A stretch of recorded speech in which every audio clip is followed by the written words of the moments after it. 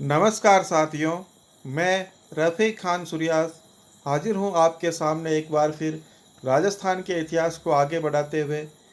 हम राजस्थान के प्रमुख शासकों के बारे में अध्ययन कर रहे थे, जिसको आगे बढ़ाते हुए आज देखते हैं मेवाड़ के वे शासक जिन्होंने मुगल उत्तराधिकार युद्ध में औरंगजेब का साथ दिया औरंगजेब का साथ दिया परंतु औरंगजेब की नीतियों ने उनको विरोधी बना दिया। वो शासक कौन थे? महाराजा राज सिंह प्रथम थे। औरंगजेब के कारण ब्रज से गोवर्धन नाथ श्रीनाथ जी की मूर्ति लेकर आए गोस्वामी भक्तों को किस शासक ने शरण दी थी? वो राज सिंह प्रथम ही थे जिन्होंने गोस्वामियों को शरण दी थी।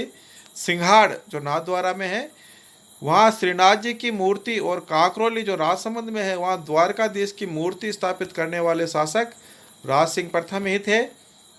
सभी प्रश्न जिसे राज सिंह प्रथम ही लग रहा है, लेकिन परीक्षा में आपके अलग अलग जगह से आते हैं प्रश्न। तो राज सिंह प्रथम से संबंधित कौन कौन से प्रश्न पूछे जा सकते हैं, उनका मैंने कलेक्शन किया है। उदयपुर में अंबा माता मंदिर किसने बनवाया था? राज सिंह प्रथम ने ही बनवाया था। कांकरोली में निर्मित राजसमंद झील की विशेषता क्या है? तो राजसमंद झील की विशेषता है कि वहाँ रणछोड़ भट्ट द्वारा संस्कृत भाषा में एक प्रशस्ति लिखी हुई है, उनको 25 शिलाओं पर खुदवाया गया है, जिसे राज प्रशस्ति कहा जाता है, और यह देश का सबसे बड़ा शिलालेख है। तो प्रश्न आपसे ऐसा भी पूछ सकते हैं कि देश का सबसे बड़ा शिलालेख कहाँ पर है? तो वो राजसमंद झील पर ही है। जय सिंह को सवाई की उपाधि किसने दी थी? औरंगजेब ने दी थी जय सिंह को सवाई की उपाधि। सवाई जय सिंह कहा था। जयपुर के किस शासक को नक्षत्र और गणित विद्या का ज्ञाता कहा गया है? तो सवाई जय सिंह ही है। सवाई जय सिंह ने आमेर के स्थान पर राजधानी किसे बनाया था? जयपुर को बनाया था। जी जे मोहम्मद शाही क्या है? यह सवाई जय सिंह द्वारा नक्षत्रों की गति की गणना करने के लिए बनाई गई एक शुद्ध सारणी है। तो आप सोचोगे इसका नाम जी जे मोहम्मद शाही क्यों रखा? क्योंकि उस समय के जो मुगल बादशाह थे उनके नाम पर इसका नाम जी जे मोहम्मद शाही रखा गया था। सवाई जय सिंह के समय ज्योतिष विद्या पर लिखा गया ग्रंथ कौन सा था? वो जय सिंह कारिका था। सवाई जय सिंह द्वारा जंतर मंतर नाम से निर्मित वेधशालाएं कहाँ कहाँ पर है?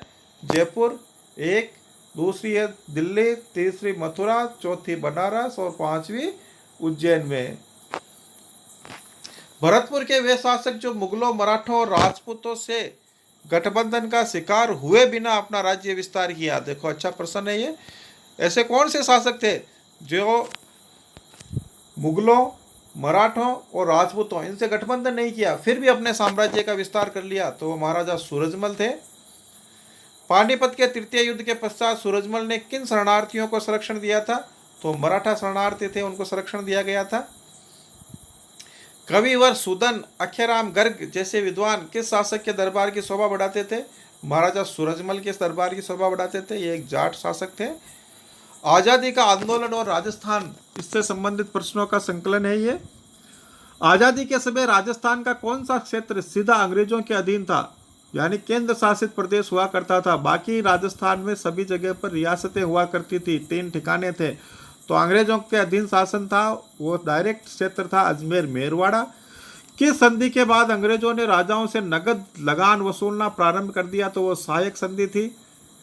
भारत एक संगठित किसान आंदोलन की शुरुआत, भारत में एक संगठित किसान आंदोलन की शुरुआत का श्रेय किस आंदोलन को जाता है?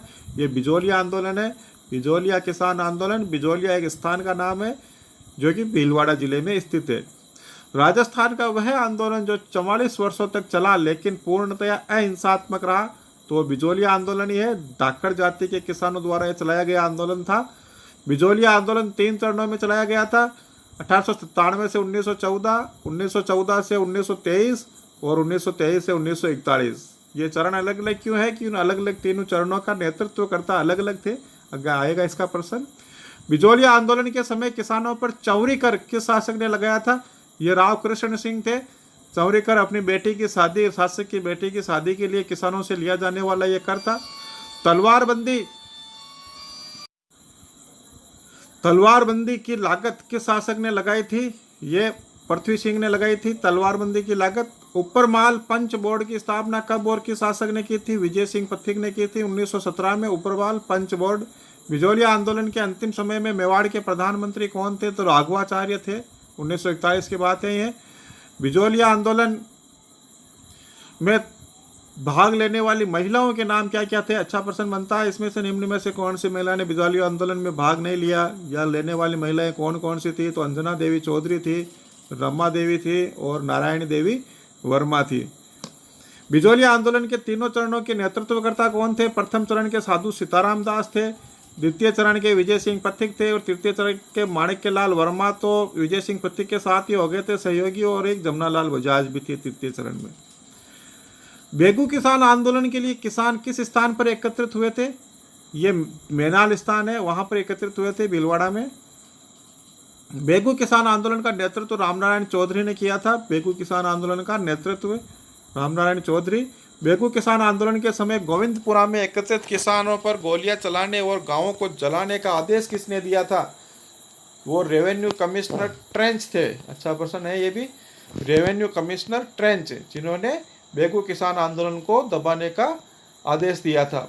बेगू किसान आंदोलन में मारे गए किसानों के नाम रूपाजी कृपाजी धाकड़ दो भाई थे।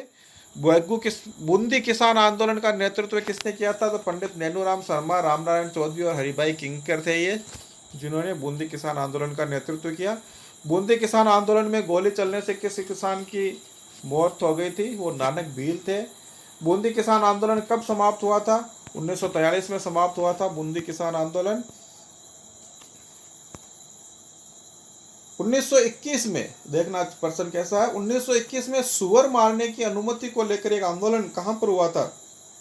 वो आंदोलन था अलवर का किसान आंदोलन, जिसे नीमू चना भी कहते हैं। नीमू चना स्थान का नाम है। महात्मा गांधी ने राजस्थान का जलियांवाला बाग हत्याकांड किसे कहा था? तो वो नीमू चना हत्याकांड था। वहां पर भी किसानों पर गोलियां चला दी गई थी, जैसे जलियांवाला बाग में चलाई गई थी उसी तरह। राजस्थान के किस आंदोलन की चर्चा लंदन के हाउस ऑफ कॉमन्स में हुई थी? अच्छा प्रश्न है ये, सिक्कर किसान आंदोलन है, इसकी चर्चा हाउस ऑफ कॉमन्स में हुई थी। किस किसान आंदोलन का स्थायी समाधान आज़ादी के बाद ही हुआ था? तो शेखावाटी का किसान आंदोलन है, चलता रहा था, आज़ादी के बाद इसका समाधान हो पाया था। भीलों में जागृति की विचारधारा का प्रसार करने के लिए गोविंद गुरु ने किस सभा की स्थापना की थी?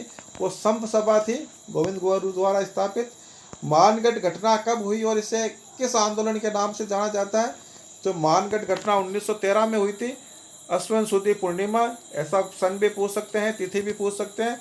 और आंदोलन इसको भगत आंदोलन के नाम से जाना जाता है। एक ही आंदोलन किसने चलाया था? मोतीलाल तेजावत ने चलाया था। एक ही आंदोलन को गति देने के लिए महाराणा को सौंपे गए 21 सूत्रीय मांग पत्र को क्या कहा गया? ये मेवाड़ की पुकार नाम से एक मांग पत्र सौंपा गया था। क्रिमिनल ट्राइब्स एक्ट 1924 के तहत 12 वर्ष से अधिक आयु के मीणा जाति के लोगों को प्रतिदिन अपने समीप के थानों में उपस्थिति के लिए पाबंद किया गया था।